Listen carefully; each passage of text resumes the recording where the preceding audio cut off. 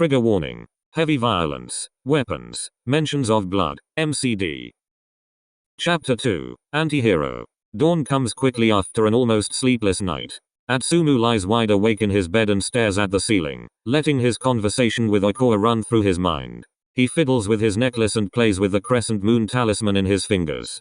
Atsumu received the piece of jewelry from his deceased mother when he and Osamu were born. The golden charm is the counterpart to the necklace that belongs to Osamu and represents the twins' bond. Whenever Atsumu craves Osamu's proximity, he reaches for his necklace. A connection that enables him to feel his brother's presence by doing so. Atsumu sighs in frustration. He has a mission and that is to find Osamu.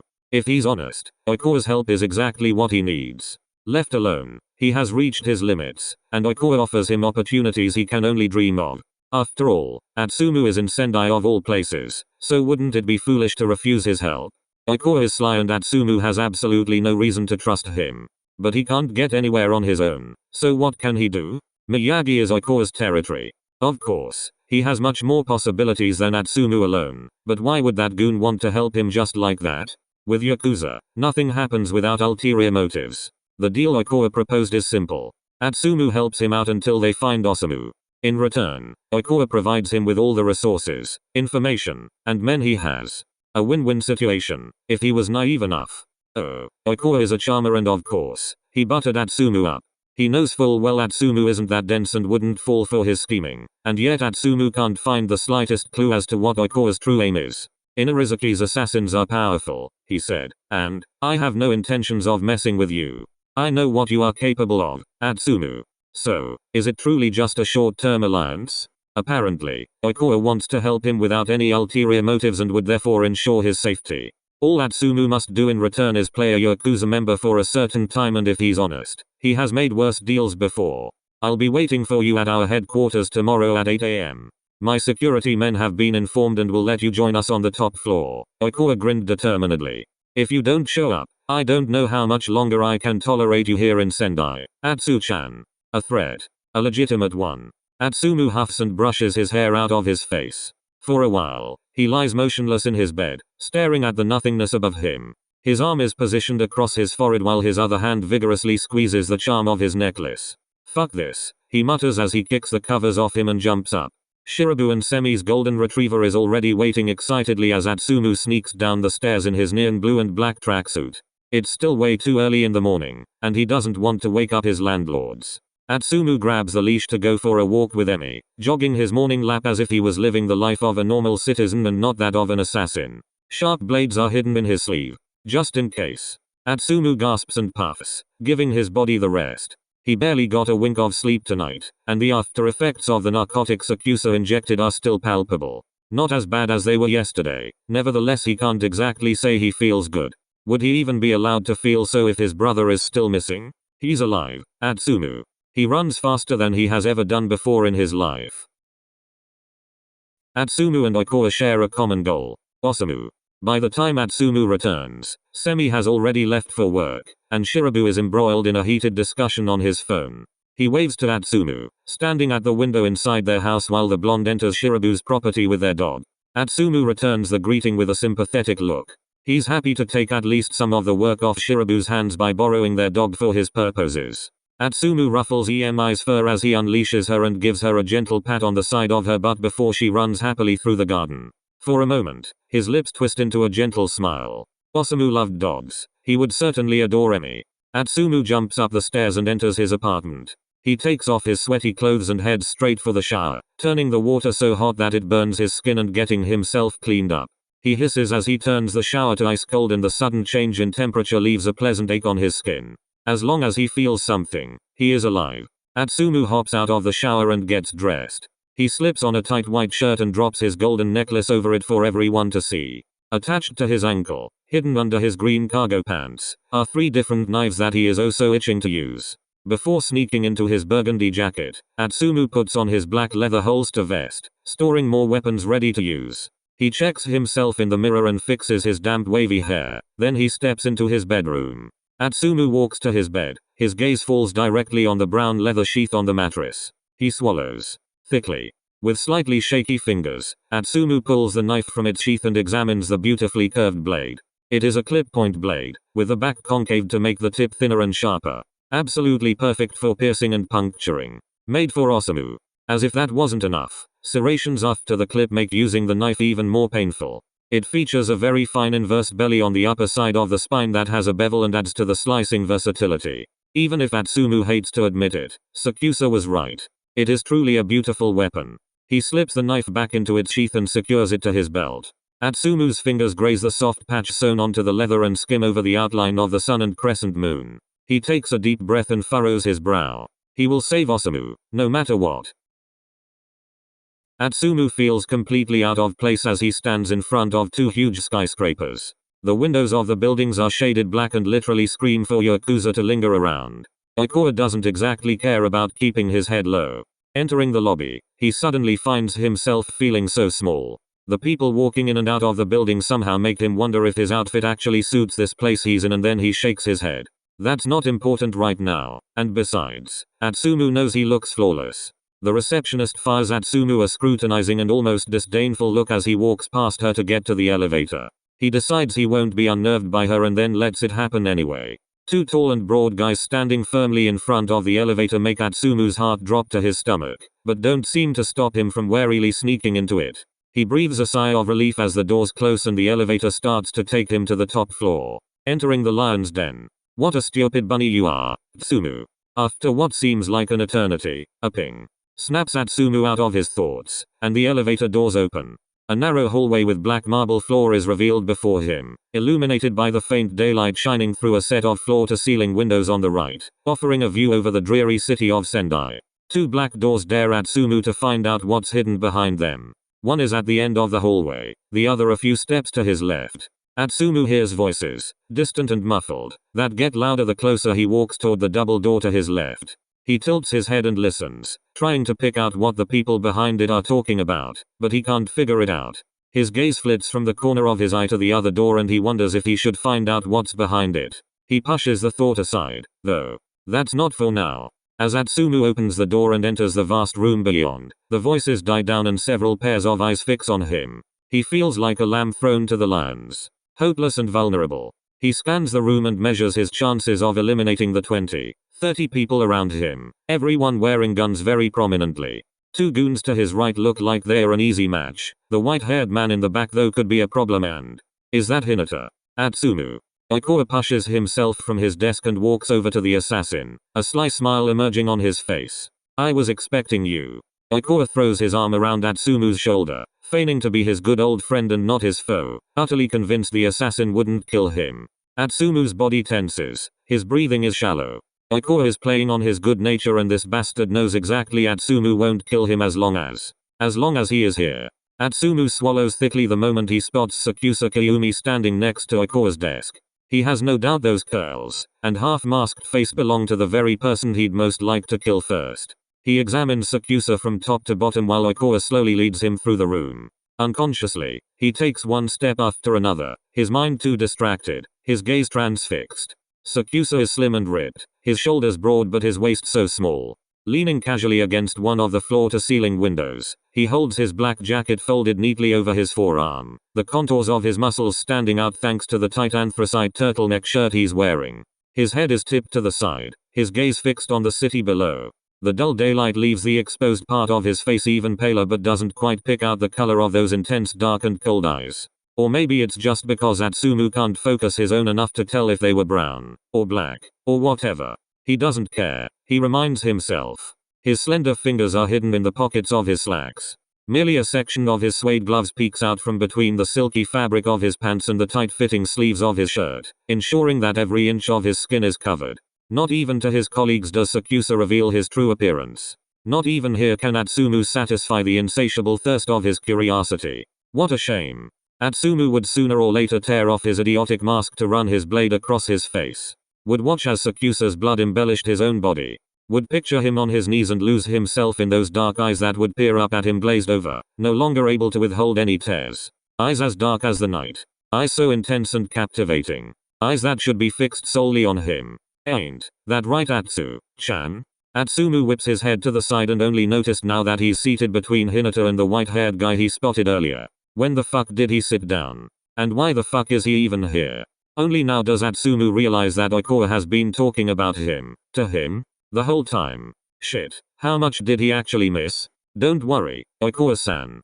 Hinata turns to Atsumu with a broad grin on his face. We're gonna have some fun. Sure, Atsumu replies with a faint smile, having no idea what those two were just discussing. He will have to deal with Hinata later, though. As Oikawa continues talking, his gaze drifts back to Sakusa. He, too, stares at Atsumu with a look of disdain.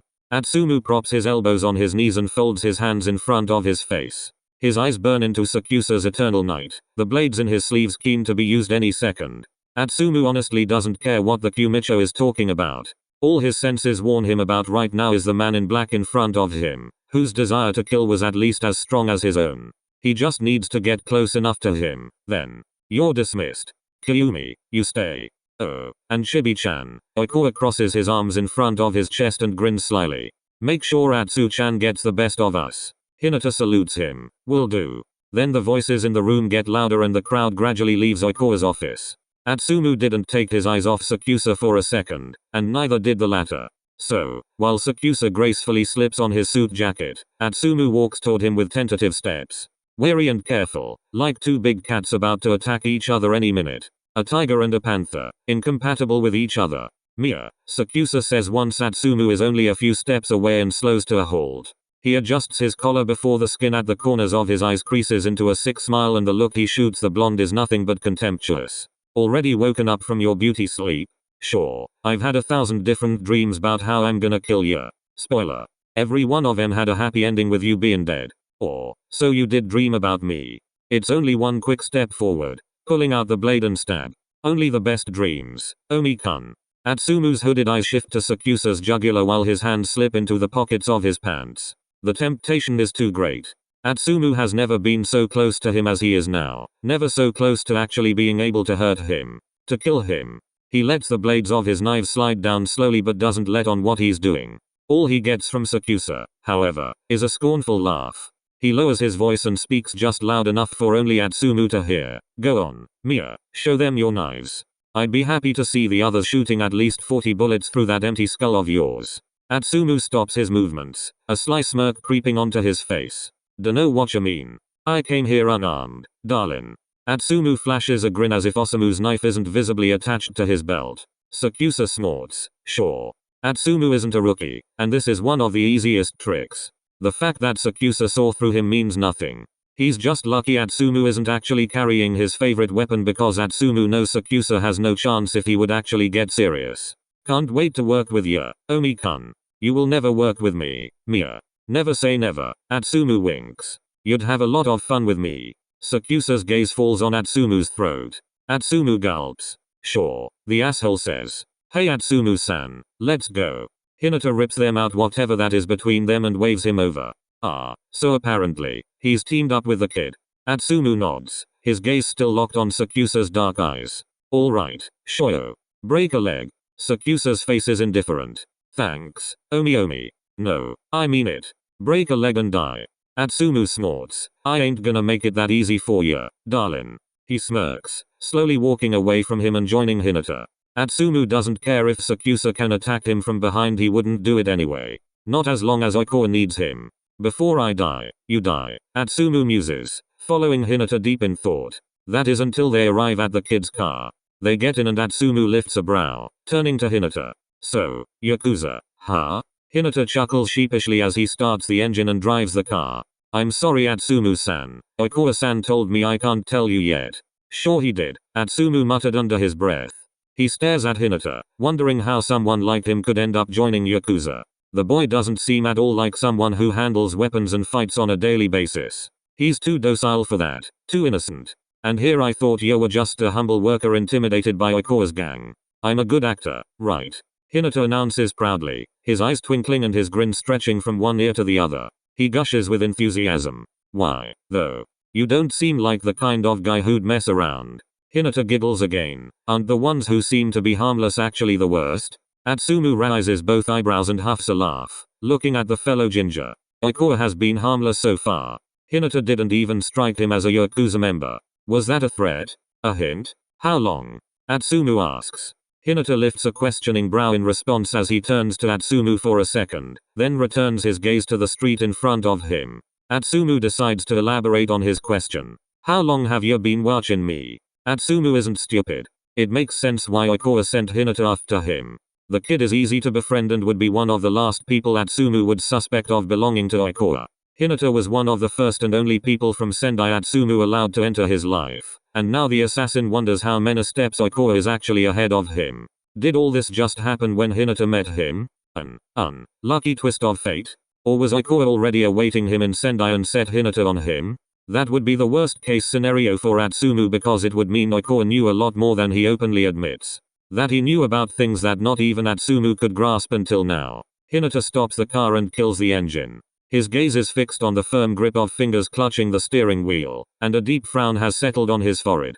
Hinata gulps before turning to Atsumu with a now more relaxed expression. A while, he replies. When I saw you for the very first time, though, I didn't know who you were if that's what you're asking. Oh.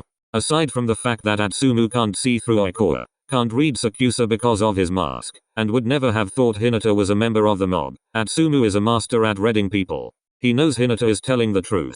Are you mad at me? Huh? Atsumu's head snaps up. I mean I lied to you. I understand if you're upset. Hinata avoids Atsumu's gaze and frowns. Either this kid is one hell of an actor, or he's genuinely sorry. Atsumu opts for the latter. Nah, you didn't lie to me, Sho. You just didn't tell me everything about yourself. Neither did I, right? Atsumu smiles and so does Hinata. He nods. Right. Although I do blame you a little, you didn't tell me Ikoa was already waiting for me when I asked you about him. You knew, didn't you? Hinata winces and sheepishly rubs the back of his neck. You caught me off guard there. When 𝒂𝒂𝒄𝒆𝒅-san stopped by, I wanted to make sure that you were alright. Iwaizumi-san was watching us the whole time. That's why I was so nervous and didn't want to say or do anything wrong. Atsumu's eyes widen for a split second. So, Iwaizumi was the one observing him, huh? He wasn't at the meeting today, was he? Iwaizumi? Yeah. Hinata shakes his head. He was in Yamagata overnight for a mission. I guess that's why Ikoa kept 𝒂𝒂𝒄𝒆𝒅 in. Iwaizumi will probably be at the headquarters any minute to report. And they are Ikoa's watchdogs or what? Hinata shrugs his shoulders. They are by far the best among us. I wouldn't mess with them for no reason. As for Iwaizumi, Atsumu can't say much. 𝒂𝒂𝒄𝒆𝒅, however, Atsumu has already seen fight. He knows how talented the goon is and Atsumu knows 𝒂𝒂𝒄𝒆𝒅 is definitely not an easy opponent. Manageable, yes, but not to be taken lightly. Ikoa shouldn't be underestimated. Atsumu-san, Hinata says, getting out of the car. Atsumu follows his lead. The fellow ginger puts his arms on top of the vehicle and leans over. I wouldn't say they are his guardians. They are just very close to him. He kinda trusts them blindly. Atsumu frowns. And he doesn't do that to the rest of you? Hinata chuckles but shakes his head. No, it's not like that. We're just very chaotic sometimes. Atsumu smiles. Of course. It reminds him too much of himself, Osamu, and their best friend Suna. How many times did they prowl around, getting into some mischief that Kita definitely didn't instruct them to do? There's a reason why Kita doesn't share everything with them, and that's okay. It's good he has a selected number of close confidants. They all know how much they mean to Kita anyway because it was at least as much the other way around. No one in Inarizaki would ever doubt him. They will all trust him blindly, so it had to be the same with Hinata, his colleagues, and Ikoa. I understand. Atsumu offers him a gentle smile that grows more with each passing second. I would have been amazed if Omi would ever decide to have some fun with you guys. That jerk has a stick up his ass. Omi? Hinata laughed. Ah, 𝒂𝒂𝒄𝒆𝒅. Haha. That nickname could have been from Bakuto-san. Bakuto? Yeah, the one with white hair? Owlish eyes? He's fun. Atsumu laughs. He doubts that anyone from Yakuza is fun. Well, except Hinata maybe. But yes, he remembers him. He was one of the few he spotted right when he entered the conference room. Atsumu ended up sitting between him and Hinata. I will introduce you to each other tonight once we are done with this mission here. Speaking of, where are we even? Atsumu checks his surroundings and realizes they are in front of the small convenience store where Hinata works as a temporary worker, near Shiratorizawa's district. What are we gonna do? Ikoa said the most talented person I could learn from was you. Hinata grins broadly and tosses Atsumu a pair of spyglasses, which he catches without further effort. Care to show me some of your tricks? Atsumu can't help but laugh. Gotcha. Working with Hinata was sheer fun. Although the two of them spent the whole day just watching various people, it didn't get boring for even 1 second. After all, Atsumu's first instincts don't fool him. Hinata is genuinely a good person, someone with whom he can easily spend the whole day and night. Atsumu hasn't talked so profusely and carefree with a person in a long time, but with Hinata, it's easy. It's like they've always been friends. As if they've known each other forever. As if Hinata wasn't one of his foes, but rather an actual friend. Hinata revealed to him that he joined Yakuza because of a long-lost love, but when Atsumu wanted to elaborate, he dodged the topic. It was like untouched land. Atsumu understood that immediately. It's none of his business and he accepts that. After all, Hinata didn't bother to ask him further about the reason he joined Ikoa in the first place. Common interests was all Atsumu could come up with because telling anyone about Osamu would be too risky. The less they knew, the better. After all, he's still dealing with Yakuza. They would be the last ones he should trust. So, after a pretty uneventful day, Hinata dragged him to a bar, where apparently more of his colleagues were hanging out. To be honest, Atsumu should feel more uncomfortable than he actually does, but trusting his instincts hasn't been so wrong so far, hopefully. They reach the counter where a man with white hair, 𝒂𝒏𝒈, and another man with short spiky brown hair are sitting. His face is unknown to Atsumu, but his aura is not. Iwaizumi-san, 𝒂𝒏𝒈-san. Ah, so that's Iwaizumi. They both turn around as Hinata calls for their names and meet a wide grin from their ginger lad, putting a smile on their lips as well. Hey hey hey. Shoyo. The owl guy exclaims. 𝒂𝒑𝒈. Atsumu reminds himself. You remember Atsumu? Hinata points his thumb behind him at said man, who draws one of his hands from his jacket pocket and lifts it to greet the two men. His lips tighten into a thin smile. Of course, I do. Glad to have you with us, Atsumu. 𝒂𝒑𝒈 Katero's the name. The pleasure is all mine. And it wasn't at all, but lying was somehow the easier option next to an argument in a bar full of Yakuza members, all of whom Atsumu despised. After all, he shouldn't get on Ikoa's bad side just yet at least. 𝒂𝒑𝒈-san is in charge of crazy missions. Hinata grins. I don't think there's anything this guy wouldn't do. 𝒂𝒑𝒈 laughs profusely. Make something explode and I'm your man. If you want everyone to know you're around, maybe. That doesn't apply to the vast majority of our missions though, Bo. The other man interjects before sipping his beer. Iwaizumi Hajime. He extends his hand and Atsumu hesitates for a second on whether to shake it or not. In the end, he does but is wary. Mia Atsumu. I know, he grins. Ikoa couldn't stop talking about you. Only good things, I hope. Absolutely, Iwaizumi replies as he rolls up his sleeves, revealing snake tattoos on his skin writhing around his arm. Atsumu's gaze travels up their coils until the art vanishes into the crook of Iwaizumi's arm beneath his sleeve, though that doesn't stop Atsumu from taking a closer look at Iwaizumi's beefy upper arms.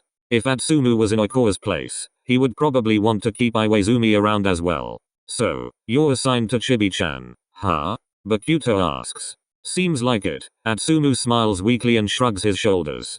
A veritable master of analysis, 𝒂𝒑𝒈 explains like a proud mother. That's true. Iwaizumi agrees. You made a good catch with Hinata. Hinata's face blushes slightly, and a wide grin appears on his lips, leaving Atsumu smiling a bit as well. The interaction was nice. Kind of familiar, almost like being at home in an Irizuki with Atsumu's friends. Everyone makes it so easy for him to feel at ease. A trap? He may not look like it, but this kid is really something. 𝒂𝒑𝒈 ruffles Hinata's hair. Both of them are laughing. Don't spoil him too much, 𝒂𝒑𝒈. A man with light gray hair and a mole under his left hazel brown eye reaches the 3.5 Yakuza members and, flashing a grin, puts his arm around Hinata's shoulders, pulling him into a quarter hug. He's about to get as cocky as you are. Ha. Laughs 𝒂𝒑𝒈. You're confusing cockiness with confidence, sugar. The man chuckles. Whatever you say, Bo. Atsumu watches the guys in front of him and doesn't quite know how to feel. They are nice, seemingly wanting to make a move on him, but honestly, that's the last thing Atsumu wants. His priority is to save Osamu. The sooner he gets to him, the quicker he'll get rid of fucking Yakuza and won't have to deal with any of this. But then it's situations like this where he realizes how lonely he's been the last 2 years and how good it is to have at least a few people around with whom he actually gets along. He counted Shoyo as one of his friends when he didn't know whose side he was actually on. Does any of this really change their situation that much? Sugura Koshi, but please, call me sugar. The as yet unknown man snatches Atsumu from his thoughts and offers his hand. He stares at it for a while before deciding to shake it. Mia. Atsumu. So, you're the miracle boy Ikoa was raving about, huh? Atsumu raises both eyebrows, but Sugora just smiles at him kindly. It's nice to finally meet you. Make yourself at home. Atsumu doubts that will ever be the case, but he thanks him anyway and nods. Suga is the bartender and owner of this bar, Iwaizumi explains and smirks. And a real pain in the ass who doesn't know when to shut up. Oikawa chimes in and drags an arm around Atsumu's shoulders to pull him close. Atsumu's head snaps up to him, but Oikawa just winks. Hello, sweetheart. Oh, that's rich coming from you, Carver. Sugora laughs as he moves behind the bar to grab a towel. Oikawa can't help but chuckle too, his gaze once again fixed on Atsumu's golden eyes. Hope you had a fantastic day, Atsu-chan. Oikawa flashes him a smile and God, Atsumu hates that goofy grin. Oikawa was definitely not a person he would ever trust, and the whole charade of them getting along so well makes Atsumu feel like throwing up. Sure, darling, Atsumu replies with a faking smile. Oikawa's arms slide off Atsumu's body and the Kumicho tosses to invade Iwaizumi's personal space instead. He situates himself between his spread legs and puts a hand on his shoulder. With the other, he reaches for Iwaizumi's beer and brings it to his mouth. Atsumu watches every little movement, ever vigilant. He still can't see through Oikawa at all. Atsumu has no idea if the moment would come when the Kumicho would actually jab a knife into his back, or if he truly just offers him his help without any ulterior motives. All of this, the kindness, the amicable treatment, and the shady delight of Atsumu joining their gang, just confuses the assassin to no end. Why are they all pretending to like Atsumu? And why does Atsumu actually start to fall for it? Are 2 years of loneliness in fact causing him to be that desperate? Atsumu, don't let Oikawa mess with you. This guy is a pain in the ass too, you know. Suga explains with a broad grin stretched on his face while he starts polishing a glass. Oikawa snorts, setting Iwaizumi's beer back down on the counter. What do you mean, Suga? I am super sweet. Figured. Atsumu snorts and causes everyone around him to laugh, except for Oikawa. Hey. The Kumicho pouts. Atsumu earns a peppy smack on the back from Bakuto, who can't help but laugh wholeheartedly. I like this kid, he shouts, infecting everyone around him with his cheerfulness. Even Atsumu can't help but smile. It's okay. He can let it happen. He just has to trust his instincts. Atsumu knows how to talk back. Iwaizumi smirks, putting a cigarette between his lips. Do you know what you've gotten yourself into, Carver? Oh, shut up. The Kumicho hisses and snaps the cigarette out of Iwaizumi's mouth to put it between his lips and lights it. Iwaizumi scowls at him. You're all traitors. Oikawa whines after taking 2 deep drags and blowing the smoke to the side. Iwaizumi raises his brow in irritation. Sugora and Atsumu chuckle lightly. Atsumu wonders if Oikawa is deliberately pissing his right-hand man off like this. Presumably, he is. Anyway, Oikawa starts and turns back to Hinata. Is there any news from 𝒕𝒍𝒂𝒄𝒆𝒔? Hinata shakes his head. Atsumu-san and I have been watching all suspects, but there was nothing suspicious. Are you sure Ashijima-san wants to get 𝒕𝒍𝒂𝒄𝒆𝒔 under his control? Oikawa nods, taking another deep drag. It's his home and there are too many people considering him a son. So, yeah, gonna do what exactly? Get it under your belt before he does? Atsumu asks with spite in his voice. That's exactly what he hates. Assholes who think some unrelated territory belongs to them. As much as Atsumu knows, 𝒕𝒍𝒂𝒄𝒆𝒔 has always been independent and that's how it should stay, no matter what any wannabe bosses might command. Maybe it's the urge to protect Shirabu and Semi, but Atsumu was wrong in his assessment. You misunderstand Oikawa. Iwaizumi interjects calmly, gently pulling the cigarette out of Oikawa's hand to take a drag himself. Then Bakuto joins in and flashes a smile. 𝒕𝒍𝒂𝒄𝒆𝒔 is probably the last territory Carver would want to get his hands on. He laughs and leaves Atsumu frowning, his gaze snapping to Oikawa. They stare at each other in silence for a moment, then Oikawa parts his lips. Things have been getting a little out of hand lately. Since Ashiwaka got 𝒕𝒍𝒂𝒄𝒆𝒔, we've all agreed to honor a ceasefire. Oikawa gulps and frowns. That also includes not being allowed to expand our current territory. Atsumu doesn't dare to ask why Oikawa lost 𝒕𝒍𝒂𝒄𝒆𝒔, but he can see how much the Kumicho is bothered by it. This may be the first time that Atsumu can truly decipher Oikawa. His grief and anger at losing something that was his are still utterly present. That's obvious. What happens when he does? Does it really matter whether you Yakuza people follow the rules or not? Oikawa laughs mockingly. It's a done deal. Whoever breaks the contract makes himself vulnerable. Whoever breaks the contract may be killed without consequences. Atsumu understands. So, Ashijima tries it in another way. It is not necessarily against the rules if the people of 𝒕𝒍𝒂𝒄𝒆𝒔 want to join him voluntarily. If they specifically wish to join his territory, then that's okay. Atsumu scoffs. Everyone in Yakuza is and always will be lousy rats. So Ashijima convinces them to do that. A few of Ashijima's people started meeting in a high-rise building. Atsumu-san and I will keep an eye on them, Hinata explains. Okay, Oikawa nods and exhales. Be careful, but strike when you need to. No solo efforts, though, got it? And make sure no one is ever left alone. This one might get tricky. Yes sir.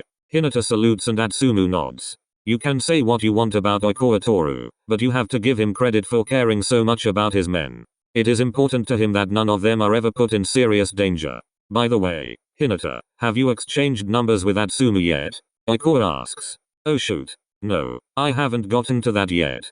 Hinata's eyes are wide as he grips his hair with both hands. He fumbles his phone out of his jacket pocket and then holds out his palm to Atsumu. Hinata grins. Care to share? Ugh, Atsumu really shouldn't. Really. He should have gotten a fake phone and a fake number because it's clear he wouldn't get around this. Which isn't necessarily a bad thing, but still. Atsumu narrows his eyes as he fishes his phone out of his pocket. How could he ever turn down this sunshine in front of him? Fuck Hinata Shoyo. And fuck Oikawa for knowing exactly how to charm Atsumu. I think you should call sooner in back. Hinata says, looking at Atsumu's screen in confusion and wanting to return the phone. But Atsumu scoffs and waves him off. Nah, it's not that important. Atsumu, if you don't answer your fucking phone soon, I'll make sure Hinata can't even finish reading the sentence aloud before Atsumu snatched the phone out of his hand, panicking. Atsumu's eyes are wide open, his pulse is skyrocketing, and his heart is racing. Fuck. Kita. From Kita-san. Atsumu, what's going on? I am worried. Do you want me to send sooner? I will send sooner. Atsumu's eyes scan the multiple messages, and he scolds himself for not just calling Kita back the moment he received his first one. Honestly, it just made everything much worse now. The guilt eating him up is best to swallow him from the earth forever. Atsumu writes back with slightly shaky fingers and sweaty palms. To Kita-san. Sorry Kita can't talk right now. I'm onto something that can lead me to Samu.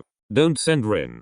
After sending sooner simple can't talk now, he hands Hinata his phone and exhales deeply. Since Atsumu started looking for Osamu, he's only been back to Inarizaki once, and that was exactly a year ago. It doesn't feel like home. Not when Osamu isn't there. Atsumu, huh? 𝒂𝒄𝒆𝒔 grins broadly. Atsumu stares at him in confusion, then has to chuckle a little too. It's a nickname my friends from Hyogo gave me. A nickname my brother gave me, he almost said, but no one was supposed to know he even had any siblings. He trusts Oikawa didn't tell them.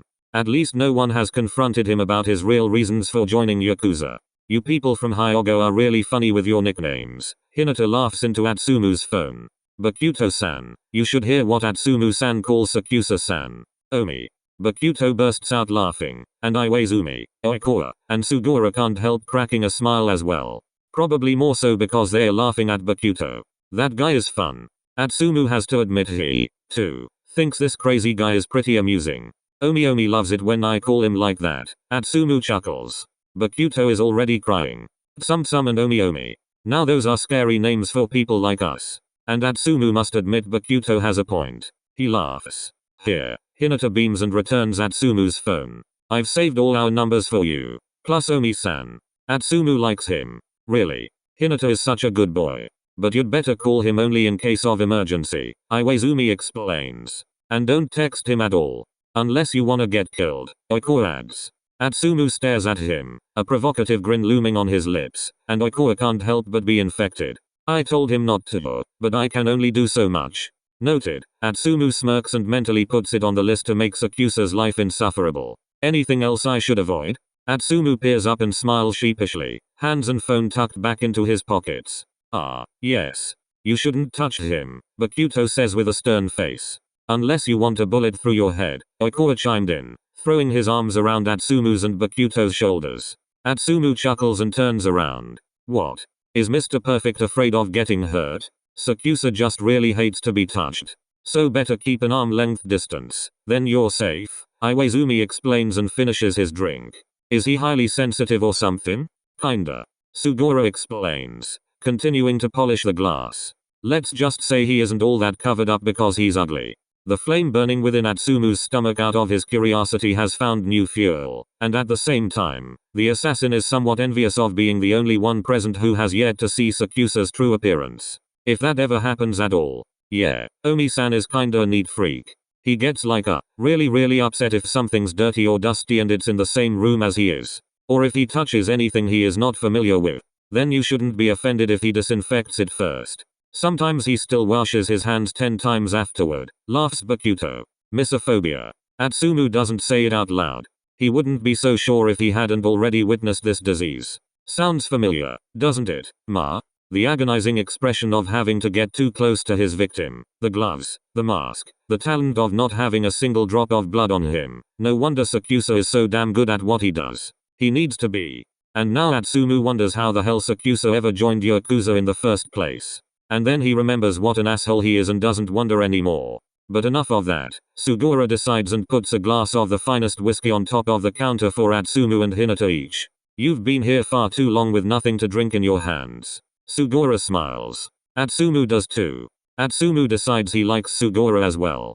Come on sugar, where's the tequila? Atsumu's eyes sparkle while Bakuto is already hanging over the counter, fishing for the bottle. I'll get the lemons.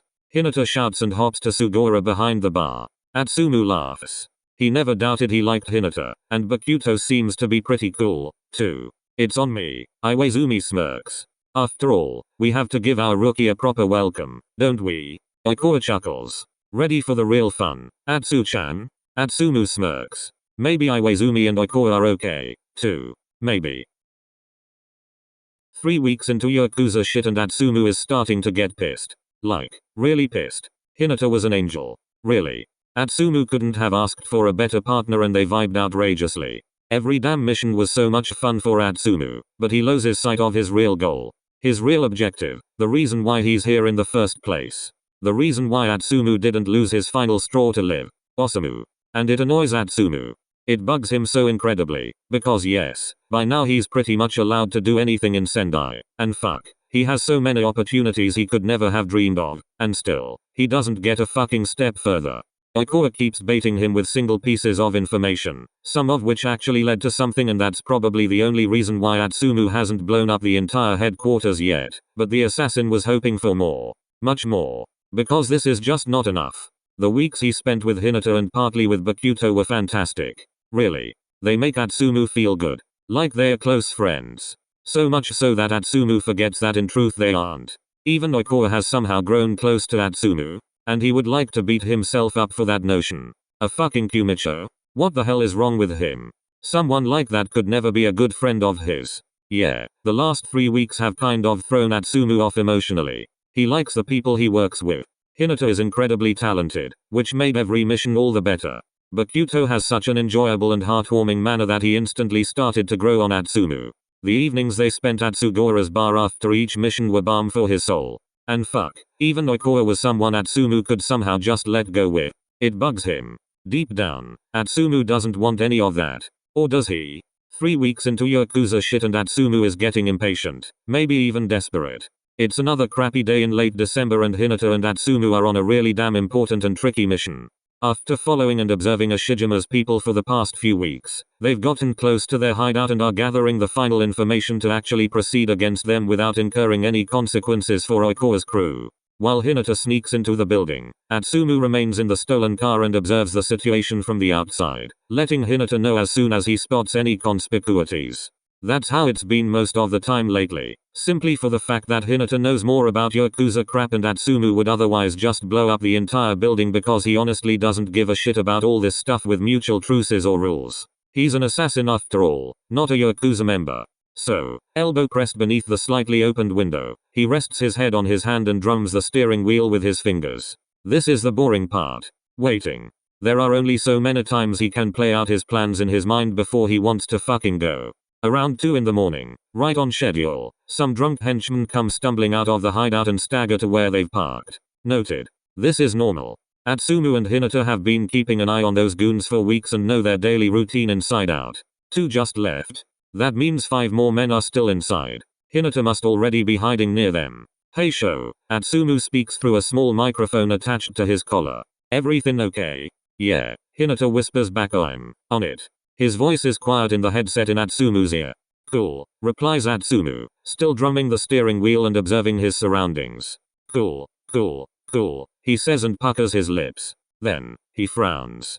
Hey Atsumu-san, Hinata laughs. Let's grab a beer later? Sure, he answers absent-mindedly, his gaze fixed on the reflection in the side mirror. He watches himself, then his gaze falls on his necklace. Atsumu clenches his jaw. Cool. Hey, you'll let me know if anyone shows up, right? I'm heading in further now. Of course, show. I've got your back. Nice. Atsumu practically hears Hinata beaming before he is surrounded by silence again. About good 15 minutes pass in which Atsumu just waits and watches and waits and waits and waits. He seriously wonders how this is going to get him to Osamu. Fuck, Atsumu needs something or he's going insane. Of course, it's fun with Hinata, there's no question about that, but that's not what he's here for. Osamu is waiting for him somewhere for 2 fucking years and all his brother is doing is helping some Yakuza guys? Atsumu has no idea what Osamu's situation is, how desperate he might be. He doesn't have the slightest clue where he could be, how he is, if he's actually still alive. Yeah, Osamu. Apparently, Inarizuki's infamous Mia twins really do exist. Isn't that? The voice was muffled as soon as the 2 men talking walked past Atsumu. He whipped his head around at lightning speed because what the fuck were those 2 pedestrians just talking about? Osamu? Is he here? Atsumu frowns and watches the 2 men in his side mirror. They walk away from him down the street and disappear into the darkness of the night. Whatever they were talking about involved Osamu, his brother, and Atsumu would be a damn fool not to follow them right now. Atsumu reminds himself why he's here, for his twin, not for Yakuza. Fuck, he mumbles, and when he's sure no one would hear him, he opens the car door and gets out. Shit, he knows he shouldn't leave Hinata alone but he has to follow them. Maybe this is the lead to Osamu's location, and he cannot afford not to go after it. So, he looks around one last time and checks his surroundings. The coast is clear. Hinata is not in danger, so following them shouldn't be a problem, right? Atsumu sneaks up behind the 2 men and tries to catch more of their conversation. I can't believe you've never heard of them. For how long did you say they vanish into thin air? 2 years? Then how would I even know them if I just got into this shit last year? Everybody knows them. Apparently, they are going separate ways cause they've been fighting. Atsumu swallows thickly. He had never regretted an argument as much as the last one he had with Osamu. Whoever that was in front of him talking about his brother knows more than he should and Atsumu is sure he can lead him to his twin. And Osamu is supposed to be in Sendai. He might be confusing him with Atsumu. The assassin carries only a spark of hope. They are both supposed to be here. Creepy, isn't it? What are they doing here? Atsumu gulps again. What? His eyes are wide open, a lump forms in his throat, and his senses go numb. Osamu is here? In Sendai. And now his thoughts start to spin. For how long? How long had Atsumu been so close to his brother and yet so far away? How long did they keep missing each other? Was Osamu in truth perhaps looking for him all this time? Can Osamu forgive him? Shit. Can Atsumu even find him? Atsumu has to find him. Samu. It was then that Atsumu tried to face the 2 men but was interrupted before he even had the chance to. It was then that both the 2 men and Atsumu turned around in utter shock. It was then that Atsumu knew he really fucked up. The crossfire coming from the building Hinata is in was anything but planned. The following explosion only made things worse. No, Atsumu is actually quite sure that the only weapon Hinata was carrying was his goddamn pistol. No, Atsumu whispers horrified. All he can do is watch the building burn, giant flames reflecting in his golden eyes, wide open. His heart slips into the pit of his stomach and his trembling hands find their way to his microphone. He turns it on, and his stomach drops. Hey, Shoyo? Atsumu wants to throw up. Hey, this isn't funny, okay? Simon, show. His pulse races, his heart flutters. Shoyo. He gulps. There are 2 things in Mia Atsumu's life that he has vowed never to do again. One is to ever lose consciousness again, which he already failed miserably. 2 is to abandon his friends. The fact that Atsumu isn't good at keeping the things he has vowed to do is a tender point. That he would be that bad at it, however, surprised even himself. When bullets start ringing out from the direction of the explosion, Atsumu knows he has once again screwed up. Fuck, he mutters and starts to run off. He pulls out Osamu's knife and sprints for dear life. By the time Atsumu reaches the building, his senses are sharpened and his body's already working on autopilot. Hey, someone calls out but falls silent just as Atsumu slits his throat. The man clutches the injury and gasps for air, immediately dropping to the ground. 1 out. It's the most painless way. A quick slit on the jugular and his victim bleeds out, goes unconscious within seconds, and is dead within minutes. Smoke, dust, and crumbling walls make it difficult for him to see. It's even hotter on the higher floors, single flames blocking his way. This sucks. Atsumu thinks and fights his way to wherever Hinata is. Reaching the 3rd floor, he stumbles upon 2 more men already waiting for him with wicked smirks on their faces. "Mia Atsumu," one of them says. "What took you so long? If you were expecting me so eagerly, you could have just approached me. That would have saved us both some time before I kill you."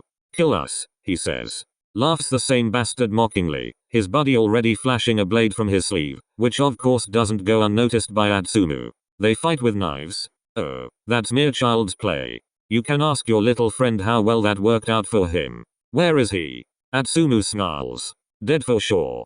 Atsumu's grip on Osamu's knife tightens. I'd be surprised if he survived that, considering all the C4 we used.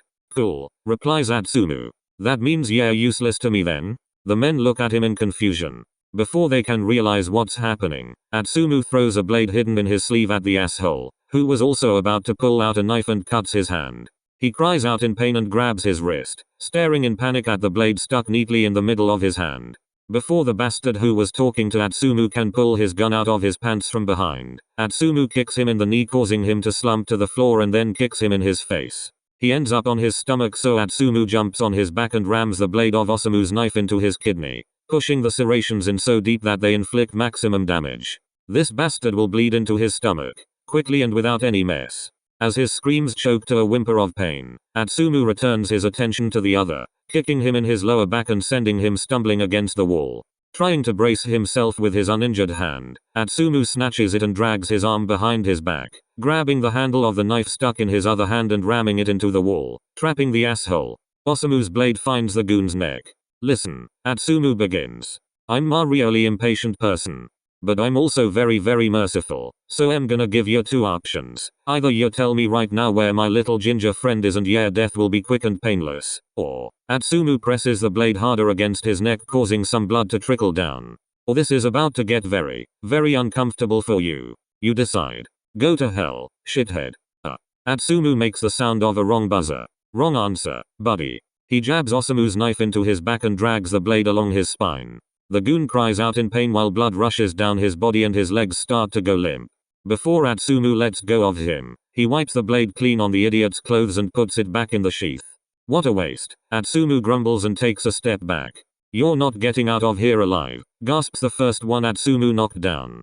Atsumu crouches in front of him, making the man hiss as he pulls him up by his hair to get a look at his face. Then Atsumu's eyes darken as bloodlust and revenge swell in them. More people are heading this way. You don't stand a chance. The more the merrier, right? Atsumu smirks sickly and tosses the goon's head to the side, making him groan in pain. The assassin stands up and lets the man before him bleed. He steps over his motionless body and makes his way to the next floor. 2 more down. Reaching the top, he spots another bastard dragging Hinata by the legs across the floor. Atsumu sneaks up behind him and rams the back of Osamu's knife into his neck. The impact is hard enough to cause him to pass out instantaneously. As Atsumu's gaze flickers from the goon before him through the messy room to check if there are any more enemies, he finds more bodies littered on the floor and frowns, wondering if all of this was Hinata's doing. Most likely, it was. Once Atsumu has made sure they are alone, he rushes to his partner and checks on his condition. Only when he bends down to him does he realize that his friend is conscious. Well, sort of. Hinata's chest heaves with exertion, his body is covered in ash, dirt, and scattered wounds, and Atsumu is pretty sure the way Hinata's right arm is twisted that it's broken. Atsumu is also sure there are more injuries on his body. Fuck, he hisses, hands tentatively moving to Hinata's head to check if he's bleeding from there as well, and yup, he is. Komasumu? Hinata slurs, his eyes slowly opening and falling shut, and his gaze is anything but focused. Hinata may be awake, but he's certainly no longer conscious. Shoyo, hey, Atsumu coos. I'm here, okay. Let's get out of here. Me. Call me. Who? Who do you want me to call? Oh. Hinata contorts his face in pain and hisses. Hey, easy. I'll get you out of here. Omi. Hinata tries again and Atsumu's blood runs cold. He swallows while staring at his face and knitting his eyebrows together. Why the hell should he call Sakusa? It's okay Shoyo, we can handle this on our own, okay? Left double quotation mark. No, he interrupts Atsumu. Call, NGHH. Atsumu swallows thickly and runs a hand through his hair while watching Hinata writhe in pain. Fuck, shit, okay. Hang in there, will ya? We're gonna get out of here. He realizes that Shoyo wouldn't let up, and Atsumu is the last person who will deny him his request. Of course, Hinata must also think they can never be real friends, so all he asks for is a reliable colleague. After all, if Atsumu was in Hinata's place, he wouldn't trust himself either. So Atsumu has no choice but to call the bastard he loathes the most Sakusa. If Bakuto wasn't in Nagoya and Oikawa wasn't in Kobe and Atsumu wasn't so damn terrified of Iwaizumi, he definitely would have called one of them instead. But no, it had to be Sakusa fucking Kiyumi. Fuck my life, the assassin mumbles, pressing the phone against his ear. Atsumu stays alert and continues to capture his surroundings while waiting for Sakusa to finally answer his fucking phone. After swatting him away twice, the idiot decides to answer the call on the third try. What do you want, Mia? Locate my phone and get over here right now. Shoyo got hit by an explosion and fuck. Atsumu looks at his pal and swallows thickly. I have no idea if he's gonna make it. There's about half an eternity of silence before Sakusa inhales sharply. I'm there in 5 minutes, and the click indicates he's already hung up. Atsumu stuffs his phone back into his pants pocket and gently lifts Hinata to give him a piggyback ride. Hinata groans in pain with every little movement and shit. Atsumu feels sick to his stomach watching his friend in such misery. It's your fault, he reminds himself. You put him in this situation. Just like you did with Osamu. Atsumu shuts his eyes and takes a deep breath. He shakes his head and pushes the thought aside. No, there's no time for that right now. The flames in the building grow bigger and Atsumu tries to hurry to get himself and Hinata out of the dangerous place as fast as he can. The more smoke they breathe in, the worse their chances are. Hinata is not allowed to fall asleep under any circumstances because that could mean his death.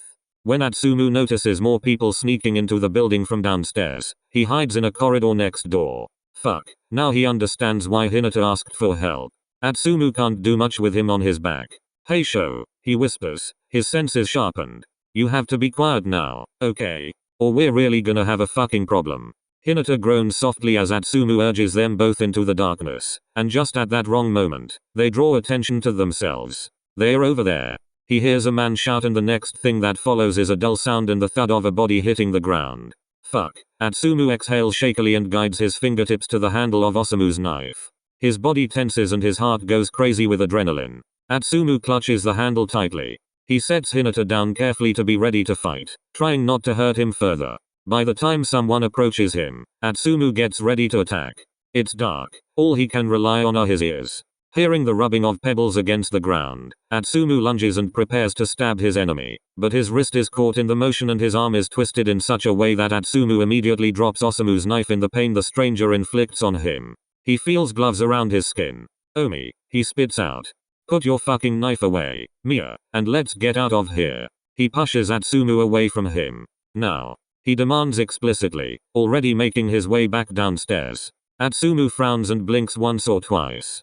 Of course, Sakusa wouldn't carry Hinata, dirty and covered in blood like that. No, Atsumu has the honor. He grabs the kid and follows Sakusa, hot on his tail. On the way down, they step over countless dead bodies of which Atsumu is sure he didn't kill them all. He ignores the fact that only one particular man in here could have done it and God, Atsumu can't even express how annoyed he is by this idiot's presence. After all, calling him is what Hinata wanted. After killing a few more men on their way out, they hurry to Sakusa's car. Atsumu whistles when he spots the impeccable black Audi R8 and wonders if Sakusa is even capable of driving such a sports car. Put him in the passenger seat, the jerk orders as he hurries to the driver's seat. Atsumu rolls his eyes. It's not like he wasn't going to put Hinata in there anyway, bastard. Atsumu laughs as he opens the door and gets an infuriated glare from Sakusa. The passenger seat is covered with foil, presumably, so Hinata doesn't bleed all over it. Just as Atsumu was about to make a stupid mocking comment, Hinata coughs up blood. Fuck. Atsumu's eyes widen as the kid gets paler and paler. For a moment, he forgot how serious the situation really is. For a moment, Sakusa has once again drawn all his attention to him. Shit. Hinata, hang in there. Atsumu buckles him in and turns to Sakusa, who was looking at Hinata with a deeply disgusted frown. You're going to clean this, he says ominously, and if Atsumu wasn't so fucking worried about Hinata right now, he would have snapped back. But right now it's about saving a life. The life of a friend. If you don't get him to the hospital in one piece, I will kill you, Omi. Whose fault is this in the first place? Sakusa bites back. Their gazes hold nothing but the mere desire to kill each other. Drive. Atsumu spits out and slams the door shut. It doesn't even take a second for 𝒂𝒂𝒄𝒆𝒅𝒊𝒕� to buzz off. Atsumu runs his hands through his hair and watches the fucking sports car disappear into the darkness. The only thing he can do now is hope. Hope that Hinata survives. It's in the middle of the night when Atsumu ends up in Sugura's bar, waiting for any sign about Hinata and considering drinking himself to death while doing so. There is only the blonde left and a few scattered deadbeats, whose lives Atsumu couldn't care less about. Almost 2 hours passed since the incident and the assassin is already well buzzed. Over and over again, he relives the nightmare from earlier in his mind. What if he had paid better attention? Would Hinata still have been unharmed? What if he hadn't followed the two who were talking about Osamu? Could Atsumu have prevented everything then? Would Hinata's life even be in danger now? Fuck. They are both supposed to be here. In the bar. Safe. How would Osamu react if he found out that Atsumu had once again abandoned someone important to him? How would Osamu react if he found out that Atsumu was temporarily allied with Yakuza? Would Osamu even listen to him? Forgive him? Atsumu releases a deep sigh and clasps his hands to stop them from shaking. This is fucking hell. He is frustrated with the whole damn thing, so he needed a strong drink, or more than just one. Settled on a stool, elbow on top of the counter, Atsumu swirls the last bit of whiskey in his glass and tries not to let the feelings of guilt he has for letting Hinata down consume him. Instead, he has had the glorious idea of drowning his sorrows in alcohol. He's on his 4th whiskey and it's still not enough. Sugar leaves him with a refilled glass and gives him a look, but what does Atsumu even care? He knocks it back just as quickly as he had the other 3. It's a good one. He knows he'll owe Sugar tons for it, but right now he's just thankful he's staying silent and not bugging Atsumu with any questions. The liquid burns only slightly as it's going down his throat and the numb feeling lingers long after Atsumu has swallowed it. He lifts his head in a silent request for another glass of whiskey and Sugura just stares at him when he doesn't refuse. He might be Atsumu's savior. 5th one. Down. 6th one. Gone. 7th. Hey Mr. Self-Pity, enough is enough. Sugura snatches the glass away from Atsumu, but the latter frowns and looks at his bartender, half angry, half confused. Atsumu blames himself. He blames himself that Hinata has to fight for his life because of him. That Osamu disappeared because of him. Guilt eats him up, hence Atsumu needs more alcohol to forget about all of this. Refusal is not an option. He detaches the brown leather sheath from his belt and places Osamu's knife on top of the counter. Atsumu's hand lingers on it when he takes a deep breath. He tilts his head up and he meets Sugura's concerned gaze. He may be well on his way to drunk, but he's still seeing clearly. Sugar, yeah cool n'all, okay, he slurs. But if you don't pour me some more fucking whiskey, I won't hesitate to stab this pretty knife in your throat and get it myself. His look is probably meant to be threatening, but Sugura doesn't pull a face. Instead, he crosses his arms in front of his chest and gives Atsumu a reproachful look. And we have rules in here, Atsumu. You get violent, you get kicked out. And who's gonna stop me? Atsumu huffs. You? I will. Iwaizumi steps next to the assassin and peers down at him, his expression stern. Sugura's bar is like a sacred place. There is always someone from Yakuza's mob prowling around to protect the bartender and his place. In return, they are allowed to do whatever they want except use their weapons or get violent. After all, the bar is not supposed to attract any cops. Iwaizumi having to show up tonight was just what Atsumu needed. After all, he can match anyone, but the bulky guy wasn't exactly someone Atsumu would want to mess with. And actually, he isn't even supposed to be here, but Atsumu knows why he is anyway. He huffs. Oh, let me guess. Omi called ya. Shut up, Mia, the asshole in question answers. Atsumu turns around and spots a ridiculously handsome man in black slacks, shirt, and mask, covering most parts of his skin. Atsumu shakes his head and laughs. What a shit show, he mumbles as he faces his empty glass again. 𝒂𝒂𝒄𝒆𝒅𝒊𝒕𝒔 bullshit presence is the last thing he needs on this fucked up day. Excuse me. 𝒂𝒂𝒄𝒆𝒅𝒊𝒕𝒔 arched his eyebrows and settles on a bar stool at the other end. Iwaizumi remains standing between them and accepts a beer that he never ordered but received anyway. Piss off, Atsumu growls, low and threatening. How is Hinata? Sugura asks worriedly as he serves 𝒂𝒂𝒄𝒆𝒅𝒊𝒕𝒔 a whiskey. Seriously? He is still undergoing surgery. Akashi's colleague sent us away and said he would contact us. It will probably take some time. His injuries were severe. Shit. Sugura frowns. A lump gets stuck in Atsumu's throat. Tears prickle at the corners of his eyes and his cheeks flush.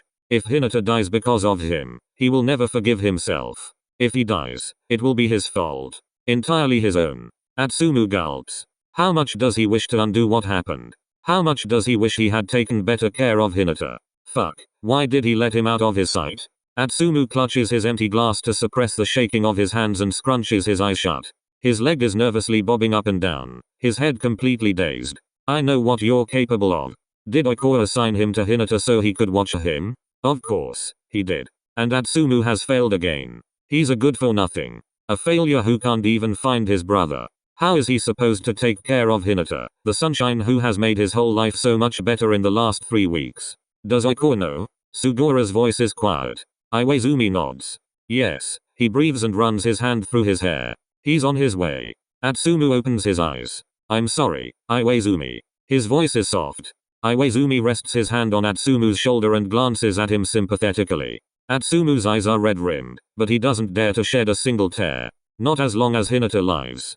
Not as long as he fights. It's okay, Atsumu. He'll make it. Shoyo is strong. Atsumu doesn't deserve it. He doesn't deserve to be forgiven. He doesn't deserve pity. He doesn't deserve these kind-hearted people around here. What is this? Why doesn't anyone blame him? Sakusa scoffs. You've got a lot of nerve asking for forgiveness after the shit you pulled, Mia.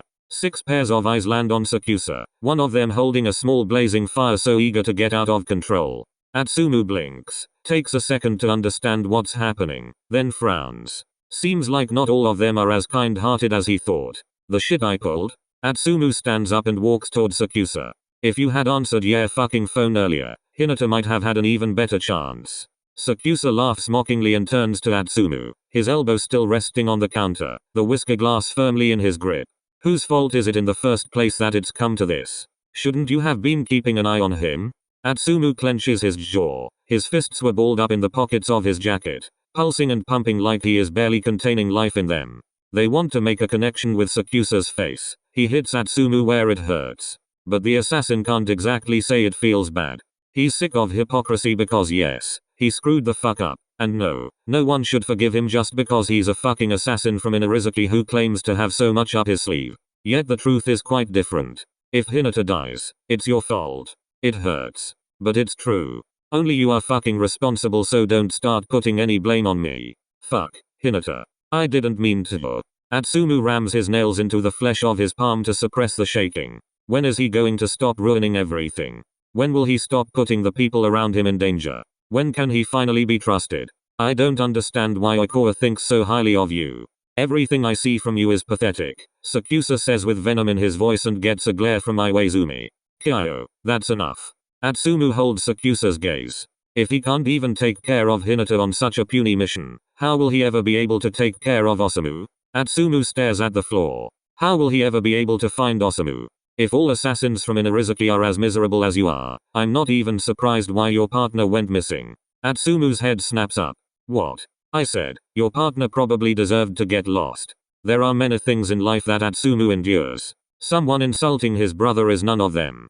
Atsumu lunges at Sakusa, grabs him by the collar and snarls in his face. You don't know anything about me or the people from my hometown, so shut the fuck up. Sakusa knits his brows together. His eyes are perilously cold. Hands off. Now. Atsumu grips even tighter and pulls the taller man down from the chair toward him. A sick smile etches onto his face. Or what? Seeing Sakusa tense up like this is a dream come true. His gloved fingers seize Atsumu's wrist so tightly it cuts off his blood circulation. Atsumu grins at the pain. Let go. Perhaps Atsumu should never have gone to the bar tonight. Maybe Atsumu should never have joined Yakuza in general. He is not ready for what he provokes. His body is tired and exhausted. But he's sick of all this, and pushing Sakusa's boundaries is just what he needs right now. Atsumu's fingers don't even have a chance to find Sakusa's neck. One solid knee to the gut and Atsumu is stumbling backward, tearing tables and chairs with him as he falls, spitting up some blood. Hugging his arms over his middle, gasping for air, he slides his hand beneath the leg of his pants and pulls out a knife. Not the right choice, in the grand scheme, but the only one he can see if he wants Sakusa to bleed as well. That all you got? He gasps, scrambling to his feet around the searing pain in his stomach. Sakusa is staring at him with wild eyes. Atsumu can't help but smirk. He is getting some much needed aggression out. Some latent self-destructive tendency had completely taken control and he likes it, loves it even. But he can fight oh so well with his stomach boiling and the taste of blood in his mouth. As his vision starts to blur, because of the alcohol or because of the punch, Atsumu's grip tightens around the knife in his palm and his eyes drop to Sakusa's throat. He licks his lips and lunges, but before he has a chance to do any serious damage, 𝒂𝒂𝒄𝒆𝒔 grabs his wrist and twists the metal out of his hand.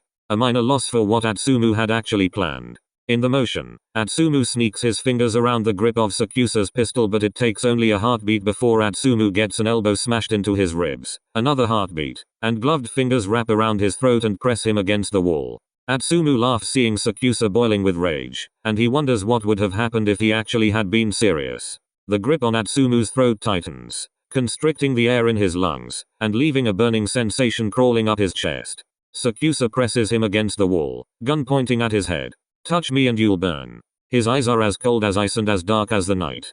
𝒂𝒂𝒄𝒄 Kyumi is nobody who bears any feelings whatsoever. He presses the muzzle against Atsumu's forehead, finger hooked in the trigger, only barely hesitating to pull it. But Atsumu's eyes hold no fear, number. Instead, he smirks impishly and presses himself deeper into 𝒂𝒂𝒄𝒆𝒔's grip. Shoot, he silently dares, and 𝒂𝒂𝒄𝒄 would be foolish not to see it in Atsumu's eyes. Before Sugora has a chance to say anything, Iwaizumi steps in between and puts his hand on the barrel of 𝒂𝒂𝒄𝒆𝒔's pistol. Enough, he says, keeping firm eye contact with the bastard. I'll honestly kick you all out, you idiots, Sugora complains. Daichi's already covering up a shit ton for you. He can't do much with dead bodies. 𝒂𝒂𝒄𝒆𝒔 narrows his eyes and tightens his grip on Atsumu's throat, but all the latter does is smirk, as if enjoying it. Kyumi.